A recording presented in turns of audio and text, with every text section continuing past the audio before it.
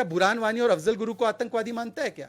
यासीन मलिक तो दूर की बात है, यासीन मलिक का तो कन्फेशन पड़ा है बीबीसी पर कि मैंने मारा 4 IAF अफसर को। इसके तो पूछिए कि ये बुरहान वानी और अफजल गुरु को आतंकी मानता है, हाँ या ना? बोलो भाटी। भाटी साहब जवाब दीजिए।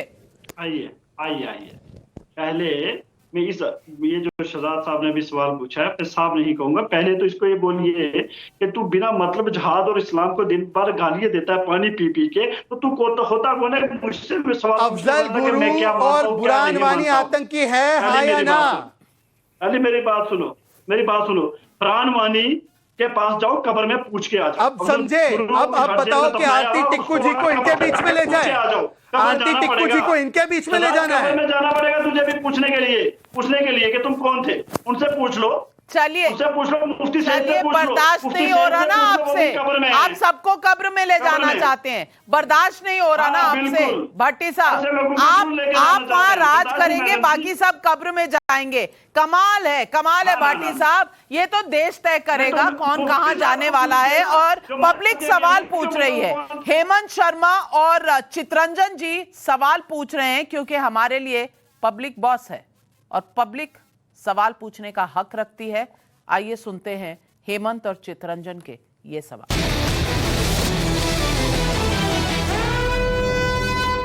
मैं आपके चैनल के माध्यम से आज एक बहुत महत्वपूर्ण सवाल पूछना चाहता हूं कि कश्मीर में हिंदुओं के साथ मुसलमानों के विक्टिम होने की बाइनरी क्यों बनाई जा रही है?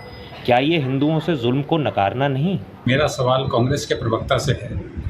इंदिरा जी की दर्दनाक हत्या, राजीव जी की दर्दनाक हत्या, उसके बाद फिर आप टेररिस्टों को बुला रहे हैं प्राइम मिनिस्टर ऑफिस में। आप कितने बलिदान और करवाना चाहते हैं हिंदुस्तान के? बड़ा जरूरी सवाल पूछा आचार्य जी, मैं आपसे चाहूंगी जवाब, क्योंकि दोनों सवाल कांग्रेस पार्टी के लिए हैं और 45 सेकंड आपके जवाब दीजिए। आज पब्लिक सवाल पूछ रही है। दो कांग्रेस के प्रधानमंत्री आप आतंकवाद को खो चुके हैं, बावजूद इसके आतंकवादियों के साथ हाथ मिलाना कौन सा धर्म है?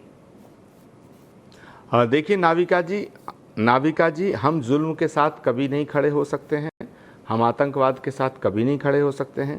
कांग्रेस पार्टी ने देश की आज़ादी के बाद सबसे ज़्यादा जिन नेताओं की शहादत हुई है आतंकवाद में, वो कांग्रेस के नेता हैं। अभी शहजाद पूनावाला जी बड़ी ज़ोर ज़ोर से चिल्ला के कांग्रेस का नामकरण कर रहे थे कि साहब ये नेहरू की गलती थी, पंडित नेहरू की गलती थी। ठीक है, पंडित नेहरू की गलती थी, इस देश में जो भी गलत काम हुआ वो पंडित नेहरू ने किया। अरे भाई आप ठीक कर दो ना, आप कह रहे हो साहब उसको छोड़ा गया, तो अब ये बताइए पत्थरबाजी अरे अब मेरी बात को तो सुन लो भाई, हम आधे घंटे से आपको सुन रहे हैं, ये कोई बात थोड़ी। आप एक राष्ट्रीय पार्टी के प्रवक्ता हैं। मैं कह रहा हूं कि भाई महबूबा मुफ्ती जो बुरहान वानी को शहीद कहती हैं और आतंकवादियों के साथ खड़ी हैं, उनको मुख्यमंत्री किसने बनाया?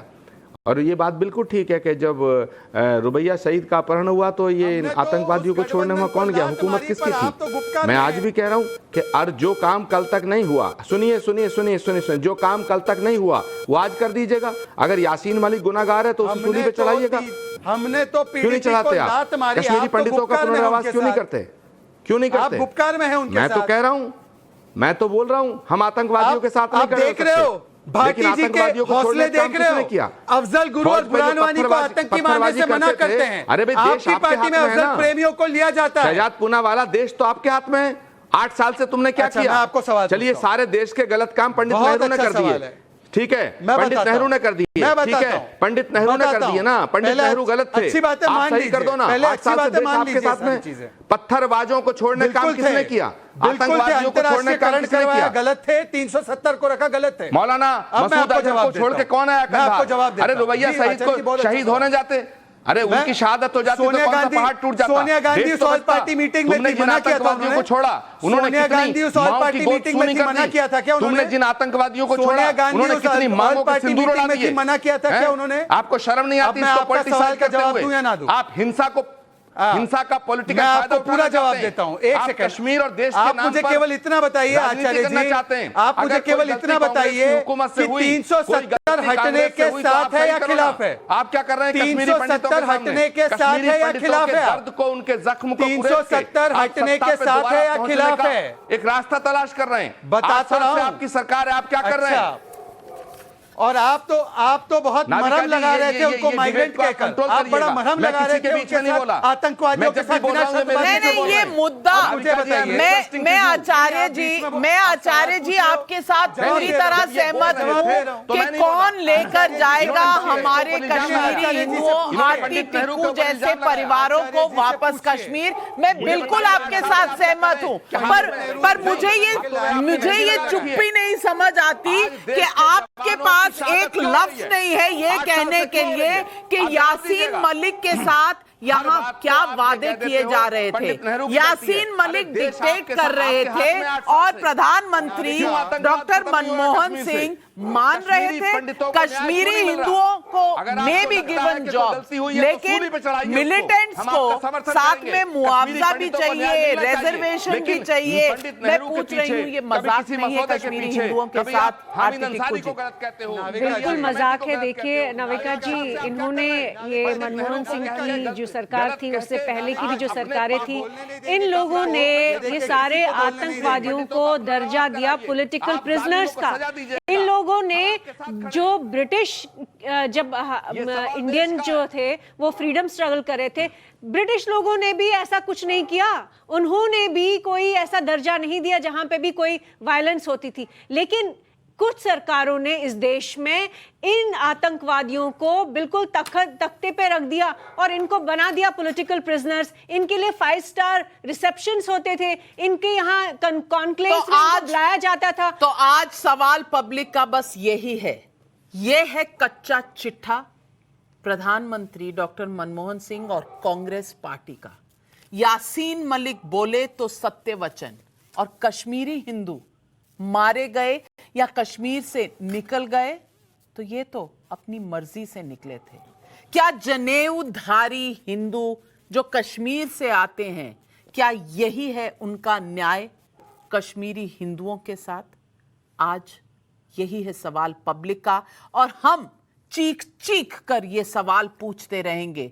जितना हम इनके हक के लिए आज लड़ेंगे कि अब ये कब घर वापस पहुंचेंगे, उतना ही हम लड़ेंगे कि इनके साथ ऐसा क्यों हुआ, किसने किया। पर्दाफाश होगा उनका जो गुनहगारों के साथ मिल गए और मजलूमों पर उन्होंने घर निकाले का इस तरह उनके साथ व्यवहार किया। यही है सच्चाई कांग्रेस पार्टी की, जो आज ये दस्तावेज दिखाते हैं। और इस पर सवाल टाइम्स नाउ नवभारत पर चलते रहेंगे, चलते रहेंगे, चलते रहेंगे, क्योंकि हमें चाहिए न्याय, और हम खड़े हैं कश्मीरी हिंदू भाई और बहनों के साथ। आज हमारे साथ जुड़ने के लिए बहुत बहुत धन्यवाद। नमस्कार। जाइएगा मत।